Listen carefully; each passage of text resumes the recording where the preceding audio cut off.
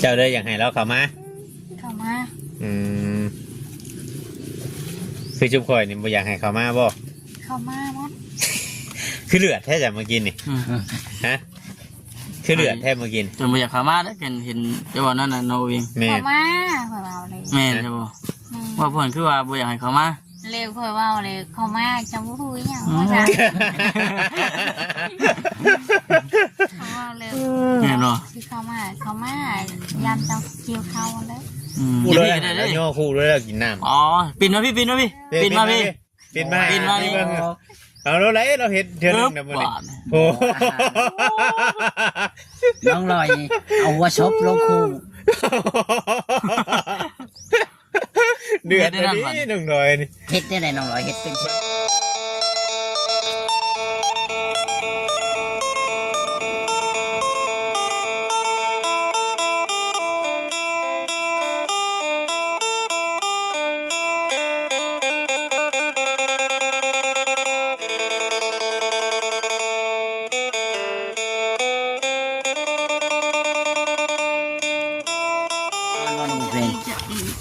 ไปนั่นบ่มองไปบ่มื้อนี่มองบ่เห็นเลยยังไม่ได้ไปกู้ไปจักไปใช้กับน้องเพลงมื้อน่ะบ่ถือผ้าไปมันเราไปเฮ็ดอันยังกบมันจักตุ่มกบบ่กบไปจ้ะเราบ่ได้มั่นใจนะพ่อเพื่อบ่ได้มั่นใจนะบ่มีความมั่นใจจักดีเลยบ่ได้เฮ็ดต้มกบต้มนี่บ่ซื่อขอแว่ว่าเราให้เราเฮ็ดทานให้มันรอดก่อนถ้าว่าเราเฮ็ดทานชื่อจักแต่ต้องเฮ็ดทานบ่แม่นว่านี่มาชื่อจักมาบักกกไม้3ต้นนี่แหละมันชื่อมาบักกกไม้ดินนี่ติแม่นชื่อมาบักกกไม้3ก๊กนี่แหละย่าแล้วนุบได้เจ้าราคาเป็นล้าน2ล้านนะชื่อจักเฮ็ดให้มันคุ้มแหน่ชื่อจักมาชื่อมาเห็นหยังกันเฮ็ดทานเลยพื้นแถวน่ะแถววังเดินแถวน่ะพื้นอย่างอายเราเห็นเนาะพื้นหลายนี่มีแต่ไม้เดินเราเบิดๆแล้วว่าแต่หน้ารวมกันกับอ้ายกับน้องกันได้ตัวหน้ารวมกันนี่เด้แถวบนรุดใหม่นี่ตัดเอานี่จำจิตคะแนนดูก็เนาะนี่เห็ดจังทำที่เอาเลยเงินเนาะมีแต่เงินได้เขาแนมไปเห็นตังปูโปดด้วยไม่ได้ให้ผัวเจ้าไปหาเอาบ่เนี่ยสัตว์ผัวเราสิเห็ดได้ขอยันมาแล้วเท่านั้นเงินมาน้องลอยคนเฮานั่นดุเข็นดุอยู่ใส่ก็รอดลูกมันจะมาพาลูกไปถิวเนาะว่าเวียงนี่กันบ่ดุได้แล้วน้องลอยนาลูกนี่ไรนาลุงคอยเอาหมดแล้วนะตอนนั้นนาลูกนะป่าไว้เจ้านานูนนาลูกคอยขายให้ลุงขายลุงคอยเอาคอยเตะตำรวจคอยเอาผู้ชายเกือบตายตอนนั้นได้คือกันขายผัวเจ้า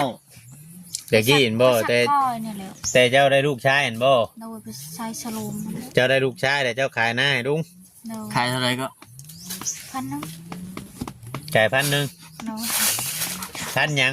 1,000กี่บ่คือ1,000 บาท1,000 บาทบ่ใครจะรู้จัก1,000 บาทเป็นมาได้แบบ1,000 บาทเป็นรูปเป็นรูปแบบไรแบบนี้เลยแบบนี้บ่แบบ1,000 บาทบ่นี่นะเมนบ่1,000 กีบบ่นี่เงินเรียนไปเลยบาทเลยว่าไปเนาะเงินเรียนใบ100อันนี้นั่นใบ100 บาทอันนี้น่ะนี่นี่พี่น้องเพิ่นว่า1,000 เหรียญ1,000 กีบ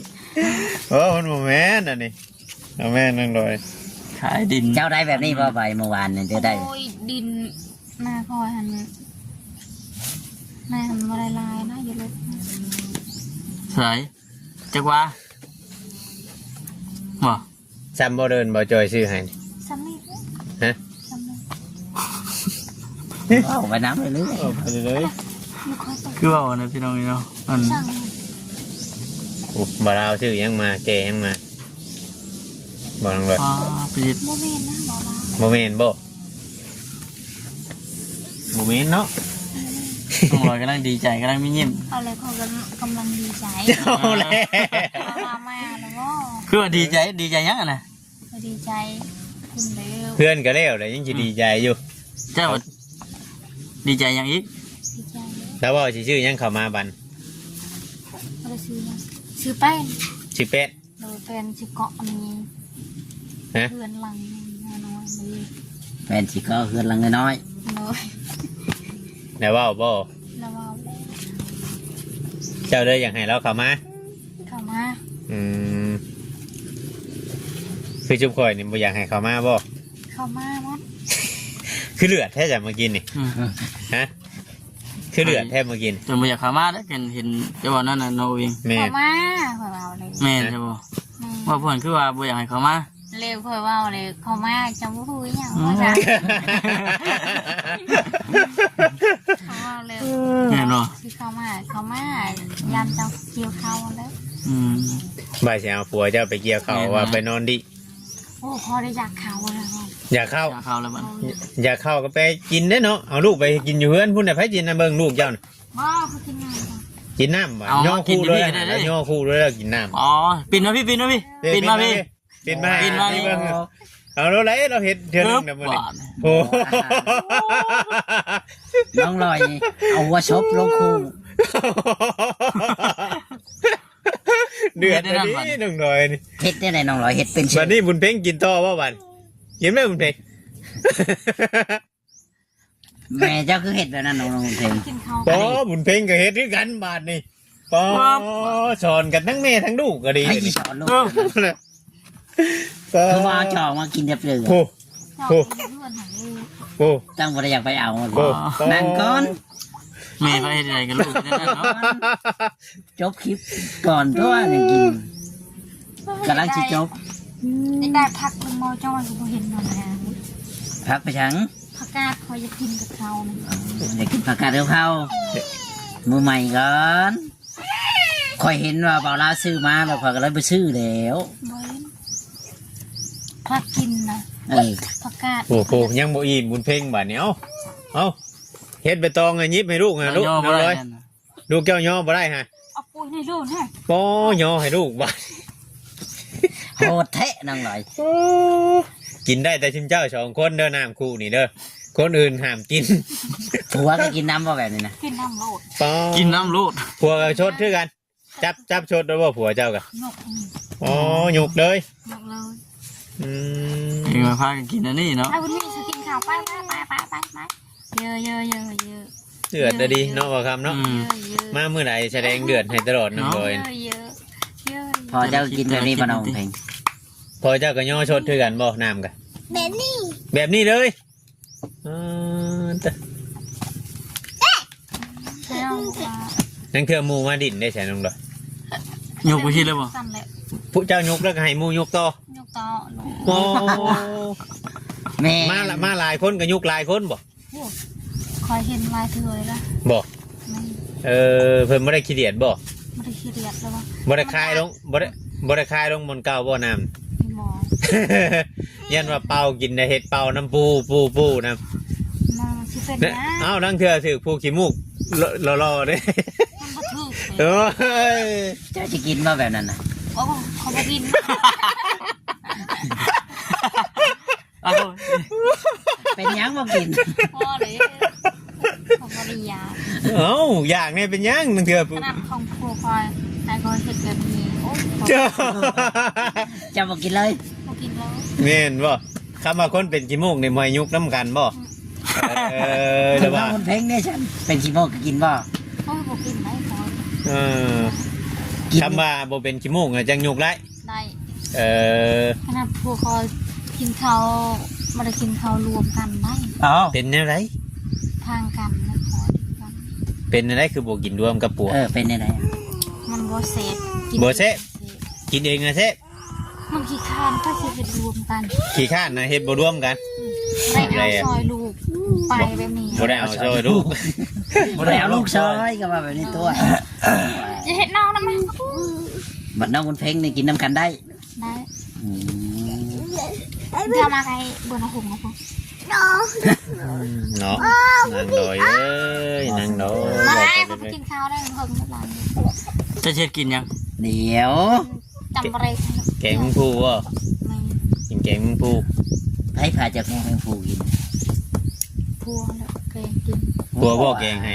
แม่นบ่น้องคือ มาวันเพลชื่อเอาตลาดน้อยมื้อเช้านี้ ชื่อหยัง ผัก พักหยัง อ้าวผักเผ็ดสม สมพักสม สมผักอันนี้ เราเห็นชม คือว่าย่านลูกเจ็บท้องคือจะกินสมพัก ขอบ่ได้กินผัวกินมื้อเช้า โอ้กินได้ไหนก็เห็นในถ้วยนั่น ผัวแล้วกินเขาบ่ได้กินยัน แม่จะบ่ได้กินบ่น้องใช่ บ่ แม่จะกินหยังนี่นี่ กินไปไป ป้าไม่เคยกิน กินหยัง เนื้อสตอมก็จังดิ มาเล่บักทวน เจ้าเราเอามาปนรำจากนี้เลย เจ้าจะพาแม่เจ้ากินหยัง เป็นบักทั่ว บุญเพ่งให้ได้แกงปลาให้แม่กิน เจ้าแกงปลาให้เบิ่งหน่อยเด้อฮะแกงเป็นบ่ฮะ อะไรบ่จออยู่นี่บ่ลูกคอยอยู่ตรงสิเขา ใช่บ่จ้อยเบิ่งลูกอีกบ่ เจ้าก็เอาผ้าขาวลงมากินอยู่นี้นี่ แต่มากินแล้ว บ่ได้ไปกินอยู่เทิงพุ่น กินเทิงคนบอก เอาไปสิเบิ่งลูกร้านก็เดี๋ยวลูกละล่มได้ซะ จะเบิ่งตาจะบ่เห็นเลย โอ้โหเดือดอะดีน้องดอย เดือด คุณซอยกัน เบิ่งช่วยกันนี่ไหนแต่ให้เบิ่งเกิงเป็นพ่อยังบ่อยากเบิ่งเนาะจึงสิอยากให้ค่อย อะไรผู้คอยอ่ะ เอ้า เอ้าอันนี้ค่อยบ่แม่นผัวเจ้าสิมาเว้ากันฮะ ตาป่า แม่นบ่มามื้อนั้นคือว่าบ่ได้ปลาจ้ะเนาะบุญเพ่ง บุรีไปมันมองเอาไปแล้วมาละลายกับปลาอย่าให้น้องไปมัน คักนะนางดอย ป้าป้า เราหิวของแห้งอยู่บริเวณเลย ไป ไปไป ไปเบาเวียงเบิ่งลูกนางดอยดูแลไม่กุ้มเลยว่ะ เบิ่งน้องไรกินข้าวอีกบาดกินข้าวก็ยังนั่งเลย ใส่ก็ได้กินนะจะเป็น ไปแดก มันคือปั่นง่างเหรอ มาเพื่อสิไปไล่ก็ต้องฮอนก่อนนั่นนี่อยากไปแน่บ่อยากไปแน่เอานั่งให้มันจบคลิปก่อนจังไป จังหน่อยจังไปไปน้ำไหม นั่งอีกจังหน่อยนั่งอีกจังหน่อยไว้จังไปให้มันจบคลิปเนี่ยเว้าให้ FC เบิ่งก่อน โอ้ยเราหิวของแห้ง มันละเอียดแล้ว อืม เดี๋ยวไปนี่ก็ได้ลูกเพื่อเด็ดยันมันไม่สมอง แขนเพิ่น แทนนะอยากไปแน่อยากไปแน่ว่าอยู่ จะมานั่งก่อนยังลงไป ไปแล้ว เราหิวข้าวพี่น้องเนาะ หากเพื่อสิเคลื่อนที่ได้ในโมเมนต์ง่าย อืม ยังกะมาถึงช่วงสายๆเนี่ยมันเด็ดถ้าไงมันเกิงเพิ่นกับหานต้นใหม่ครับหานใหม่อันในอันชวนเพิ่นออกเนาะ เนี่ย เอาใหม่ในใหม่บกมันชวน จะเราจะเอานั่นจะเห็ดเตาเนาะ แม่นเท่านั้นน้ำมันนี่เนี่ย เห็ดเตาฟรีนะกันเห็ดไง จังหวะจากคนจีบเดือบไร ไม่ดิบเนี่ยยากเลยเนาะเตาฟรีเนาะ บุญยังรถเขาเห็ดอยู่ ชนมากที่เห็นแต่กับเจ้าเห็ดเตานั่นเลย พี่น้อง เบิ่งเรากินข้าวกัน ไปไป พี่น้องเนาะ อันนี้ส่วนที่นี่ นี่เราฮอนตัวแรงเนาะ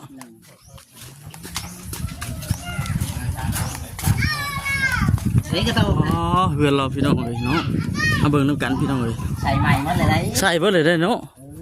อ๋อหัวคนไหนกับหัวคนไหนมาอีก ใหม่ โอ้เขามา2-3 มื้อเปลี่ยนไปแล้วตึกเลี้ยวบาทนี่โอ้ยขึ้นเฮือนใหม่ก็เด้อให้ขึ้นอยู่บ่นี่ฮะ คือมาใส่กระโต๊ะอะไรกินข้าวนะ เอิ้นพ่อแม่พี่น้องป้าลุงเพิ่นกินเด้อ มาเด้อบอเล่าบอเล่าบอจอย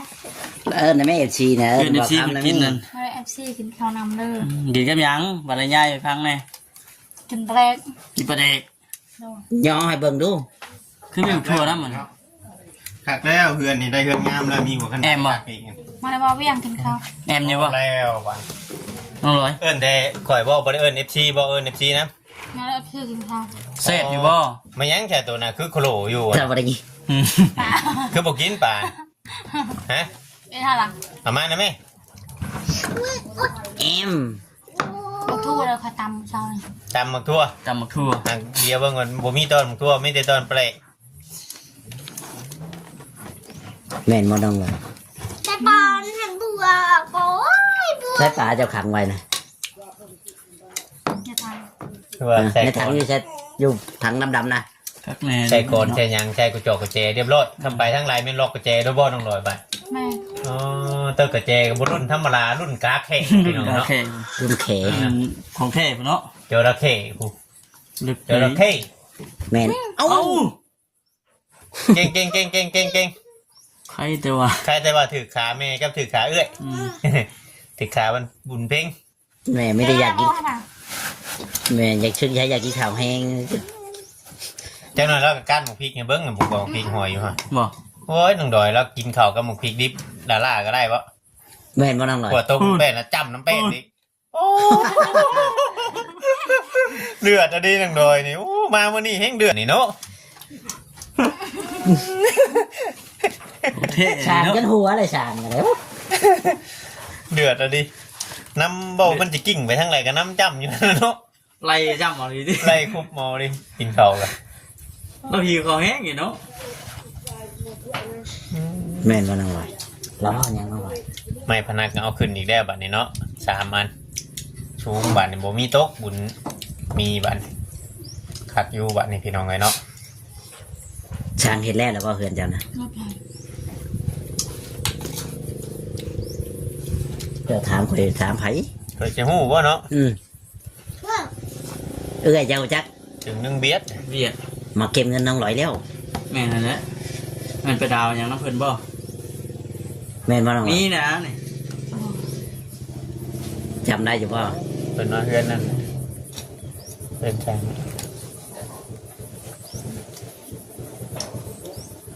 น้องหลอยงงเอ้าฮะ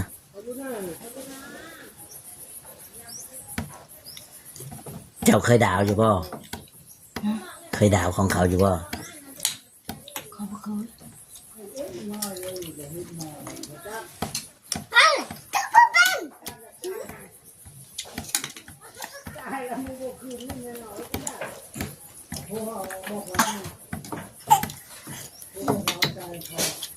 กินข้าวกับแจวหมักพริกกับต้มปลาแกงปลาบ่แม่นต้มหรอกต้มกับแกงนะเพิ่นเฮ็ดสูตรเดียวกัน อืม บัดโตรสแต่บ่เคยซอยเคยหยังนะ พากันกินแบบนี้เลยดิ ถ้ากินแบบนี้แบบง่ายๆชิวๆเลยนะทุกคน กินแบบธรรมชาติเนาะ ลองกลางเลยผู้น้อยเด้อ แค่บ่น้องบนเพลงกระโตกก็บ่มีอยากใช้ได้มีอยู่กระโตกหาบ่อยากใช้ อืมเนาะพากันกินแบบง่ายๆดิเนาะ หมกพริกนี่ก็ซื้อเช่านี่บ่ เป็นนั่นบ่พี่ เด็ด เจ้าปลูกเอาแบบนี้เด้อน้องลอยหวานยังหมกพริกหาวนะชวนเจ้านะหวานได้หมกพริกนะ ไม่มีพริก ไปชัง เราก็ต้องหิวเขาว่าทอย หมก ไป พริก ถามแล้วเนาะ เออเดี๋ยวแล้วสุนขึ้นมาเลยโอ้สาดอันถ้วย ก่อยห้างเขามาทวงเงินนำช่างเลย นะ อยากให้เราเสียให้ก่อนหมายเขาก็ไปเสียแท้เนาะ อืม คนหนึงเอาคนหนึงไม่เสีย คนหนึ่งเอาคนหนึ่งให้คนนี้จ่าย ตักแล้วเอา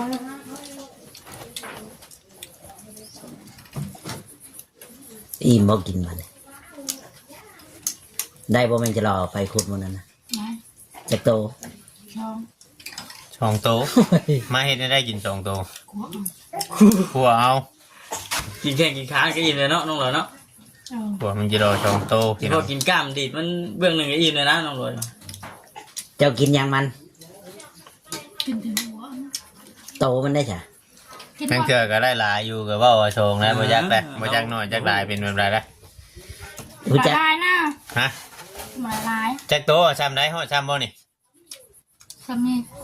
5 โตผมจำนั้นโมเมนต์2 ที่เป็นให้คอมเมนต์กันว่าโอ้ยการศึกษาก็สำคัญนะ น้องลอยจะ ถ้า มา กินปลายังพวกวะ หากินปลาน้ำพัวค่อย ผัวมาได้จะกินด้วยบ่นี่จะผัวไล่ปลามานี่เฮ็ดคือมื้อนั้นด้วยบ่นี่ โน่น อืมได้มาปุ๊บเลยเฮ็ดปั๊บรู้เลยบ่คำเว้ย บ่ ยั เอา ง ไป บ่ได้ ส ท่า ดเลย แน่นเฮ็ดแล้วก็กินด้วยแล้วบัดนี่ บ่ บ่ได้ท่าว่าสิไว้กินมันหน้ามันยังนำบ่ได้ เดี๋ยวนี้กินเดี๋ยวนี้แล้ว แม่ ที่ หาได้กินเลย หาได้กินเลย บ่ได้ว่านั่นได้แม่นบ่น้องลอย นี่ สมเราหิวเขาดีเนาะ ข คุยประแดกเนาะ ถั่วแล้วก็มีแต่พริก บัดข้าวว่าน้อย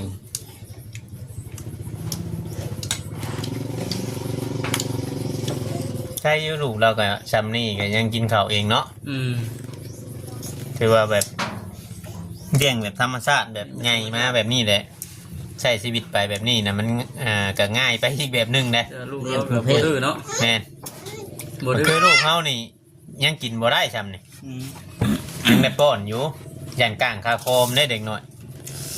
แล้วนี่โอ้ขนาดปลาอันเฮาซื้อมาเมื่อนั้นความนก้างหลายยังกินเองด้วยบ่ อืม แม่นบ่น้องบุญเพลง ดูเฮารถปอกให้ก็ยังก้างคาโคมอันนี้บ่ได้ว่าย่องลูกเราได้มันแม่นความจริงพี่น้องไงเนาะเฮาเห็นก็แต่เฮาเข้ามาเห็นแล้วเรากินปลาที่ปลาหยังน้อยๆนั่นแน่กินเอง รุ่ เบิด นนี้เบ็ดบ่ต้องล้างถ้วยเลยเนาะอันน้องลอยเนาะ ล้างแล้ว คิดว่าเล่มให้มันเกลี้ยงเลย ยันว่าตุ้ยไปตุ้ยมามเดือมบ่ แต่กระโตกก็มีอยู่ได้กระโตกก็พุ่นน่ะ คือบอกเอาชมพักมากิน อืม พอกินมาล้าง พร้อมหันว่าสิกินข้าวกับชมพักบัดนี้ว่ากินบ่ได้จ้ำแจ่วพริกมันแซ่บกว่าชมพักบานมันมีรสชาติ กินมัดผักกาด พักยังจะชื่น อันนี้สมบัติสมบัติทัวหันตะเทียมเขากินได้บ่ สมบัติผัว แม่งบัดนี่คือสมบัติผัวสมพักแป้นบ่ ชม ประกาศ ผักกาดแล้ว ประกาศก็กินมาได้เด็ดหมาจะมา เที เนี่ย ยม เราใช้ผักเทียมเขาใช้ผักเทียม แมนบ่หมาจะมาแต่ผัวสิมาบ่ ใช่ไหม ฮะบ่เฮงบ่ได้บ่ ไม่ได้ก็ค่อย ต้องเว้าค่อยๆบ่ผัวสิมา ๆแม่ บ่เฮงเป็นหยัง เดี๋ยวเราหายบ่ ไม่ให้มันกินรสเจียวแล้วมันออกเย็น ทำเห็นโดยทุกคนแต่ป๊บออกเลยหมดแล้วบานเป็นหยังจังป๊บเอาเห็นโดยจุ่มข่อยเอา จักเลือก ฮะ บูฮูนั่น บ่ฮู้บ่อืม เอาไปไว้กันยังแคปเก็บไว้ ยังบริยาได้คำมันเวิร์ดน้ำถ่วยนะเราเฮ็ดเอาให้รุ่นบ่ล่างคือบ่คำบ่นะ นั่นแหละ ให้น้องบุญเพลงกินน้ำเนาะ เบิ่งเด้อลูกล่มเด้อเฮ้ยจังหน่อยกินอีกแน่จังหน่อยเอามาอีกแน่จังหน่อยเอามาอีกแน่ ยังแซ่บอยู่ดิ ยังเดียวเบิ่งอยู่หายังขึ้นฮอดอยู่ฮะ กินแล้วมันกินเถื่อเลย ยังขึ้นฮอดอยู่จกเอาเข้าอีกบาทนี่จกเอา ชาปลาพัวมาบ่ ถ้ากินปลาพัวมาอีกเด้หั่นน่ะย่างมาเลยหั่นน่ะหัวลำเถิกมาเลย หัวเจ้าหัวล้านก็น้องเลย แม่บุกหนังลูกล่ะ เปิดชีเว้าหยอกข่อยมื้อนั้นมื้อเราน้อยใจนะเบาเยังว่าคนหัวล้านน้อยใจง่ายเจ้าจะไปเว้าหยอกแล้วได้บ่ แม่นบ่น้องบุญเพลง อยู่ก่อนเนาะ บ่ได้เว้าหยอกพี่น้องไงบางเรื่องนะเรื่องนั่นคือเรื่องเฮาหยอกนี่เราบ่น้อยใจมันเรื่องเขาบอกให้แนวมันความจริงนี่เราอยากน้อยใจไว้ แม่นะฮะ เรื่องเขาอยากหยอกแนวหัวนี่เราเฮงคืนอีกครับบางเทื่อก็บ่เข้าใจในอัน ลม ภาษาแน่บางเทื่อ ระ ก็ วังนะ เข้าใจในภาษาแล้วก็อาจสินู่นนั่น ลูก นี่ ลม เนี่ย เจอ เด็ก หัว ๆ นั้นเด้อ เนาะ หัวแตกเด้อ ลูกโกนนะเนาะ อืม ยุกอีกยัง ป้อหยกอีกบัดนี่หยกกายไปกิน ไล่ ข้าว เทะ จอกก็มีบ่ยอมบัดนี้บ่ให้เพิ่นชื่อจอกมาให้ดอกบัดนี่กินบ่อยากใช้จอกใช่หยัง มีแต่รุ่นหยกบ่ชื่อมาบัดนี่ จอกคือบ่ใช้นี่ ใช่ไหมใช่จอกไหม เอาจอกนี่ นี่จอกอยูรุมนี่ ก็กินมาได้ เป็นหยัง คลอน ครั้ง กินสิจกเลย บอกไปเลยนั่นเลย พวกคอยกินงูเนี่ย ผัวเจะกินงู อยู่ อ๋อ จ่าลี่ อย่าดี หากิน ก็กินมาได้พวกจอกเลย พี่น้องเลยเดือดตลอดน้องลอยนี่เดือดทุกคลิปเอาลงไปตัดคลิปก่อน แม่ น้องเลยเนาะคลิปนี้กัน ไปพี่น้องไอ้นอกจากไหนก็คือจบคลิปก่อนบัดทีนี้ ขอโทษขออภัยนะ พี่น้องนอกจากไหนก็ เฮ็ดบ่น้องเลย ติดตามเบิ่งน้ำกันเลยพี่น้องเนาะว่าสิได้ค่ะดูดีมีแห้งพี่น้องเนาะสบายดี